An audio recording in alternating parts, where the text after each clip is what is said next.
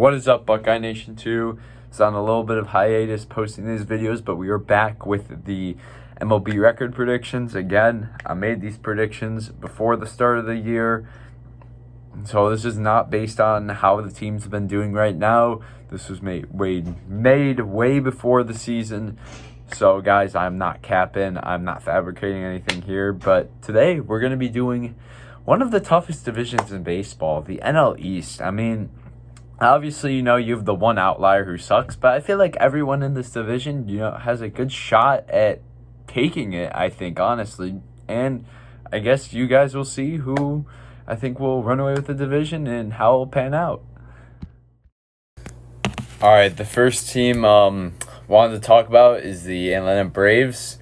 I have them, it might be a little bit of a hot take, but I have them winning not only the NL East, but also the NL in general at a record of 162. Look, last year, I get it, they didn't look fantastic, but they had half their team was in the hospital. They're going to get Spencer Strider back. Ronald Acuna will come back. Ozzie Albies should hopefully be fully healthy. Austin Riley will be back. Michael Harris will be able to play the entire season. Let's see who else. They got solid catchers. Sean Murphy's a solid catcher. Matt Olson's a great first baseman. It's kind of a weak spot at shortstop with Orlando Arcia. But, the Braves have a solid team. I like Jared Kelenic, too, because he's pretty underrated. I know he had a brutal start to his career in the majors, but I think he's panning out as a solid player. Oh, yeah, and you cannot forget about Ozuna from the Braves. He was, the only guy who stayed healthy, and he's always amazing. And, to that rotation, I know they lost Fried, but you still have Strider, you still have Chris Sale. Spencer Schwallenbach looks like he could be amazing. Overall, the Braves, they got some solid arms, and their bullpen's solid. Got a decent closer in Raisel Iglesias. And, overall, I think that this team is a very good team, and they will win not only the NL East, but the NL. Next up, I have the Philadelphia Phillies. A little bit of surprise, I think, for some people, because a lot of people definitely have the Phillies winning this division, but I have them getting second. And it's still a very good record of 94-68. Let me tell you, the Phillies are a great team and have been great for a while. Obviously, the playoffs, they've had some struggles in the past couple of years, or the past 2 years after making the World Series. They've only regressed from that point. So, you could expect some regression in this playoff. We'll see, though. You'll see my playoff predictions, but you could expect some regression there. But, still a very good team. Real Muto, even though he's definitely not in his prime anymore, he's still a decent catcher. They have Bryce Harper, elite first baseman. They have Bryson Stott, he's decent. Alec Bohm, Trey Turner, Nick Castellanos, Brandon Marsh. Don't sleep on him. I know obviously he has all the stack-studded stars around him, but he is still a very good player. Kyle Schwarber. Overall, this is a pretty good team they got here in the pitching. They have Aaron Nola, Christopher Sanchez. They added Jesus Luzardo. I said Aaron Nola, I think. Zach Wheeler, cannot forget about him. He's just been dominant for years now. And Ranger Suarez. And then the bullpen, I know they added Jordan Romano. That should be a solid closer piece. I know they lost, what's his name? Estevas to the Royals, and they lost Hoffman too. But still, they have a very good team, and I think the Phillies will be second in the NL East and fourth overall in the NL. All right, this next one might rustle some feathers. I know I have a lot of Mets friends. They're probably not going to like this one, but I don't hate against the Mets. I still love the Mets. They're probably one of my favorite NL teams, but I unfortunately have them just missing the playoffs, getting that 8 seed in the NL, third in the NL East at 85-77. And you may be all really confused right now because the Mets, they made the playoffs last year, and they only improved on their team, especially with, when you add Juan Soto, your team gets 10 times better. But my reasoning is, look, the Mets, when things look like they're going well, they just don't. And the Mets, that's the phrase, the Mets are going to Met, and I just think that's going to happen. I think there are going to be injuries that are causes. I'm not praying on injuries, but I just think it's going to happen. Starting rotation, I mean, already looks to be hurt. They had Sean Manaea with a oblique injury, and they had some other guys get hurt. I mean, Clay Holmes, we'll see how the starter experiment works with him. He could be a decent starter. We'll see. Edwin Diaz has not been the same closer in like 2 years, since 2-3 years ago.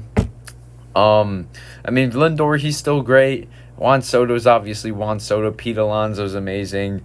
We'll see how Vientos does after his amazing playoff performance.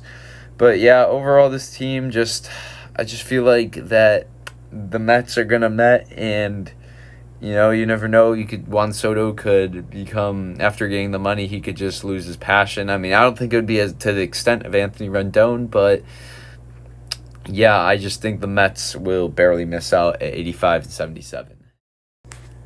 All right, even though I do have them missing out on the playoffs, and obviously behind the Mets, who also miss out on the playoffs, let me tell you, this team is going to surprise a lot of people. There is going to be drastic improvement, and I think next year they will make the playoffs. I just think this year the guys are still very young, they're still developing, they're still adjusting to the majors, but I think next year is the year they take the leap and start to take control of that NL East.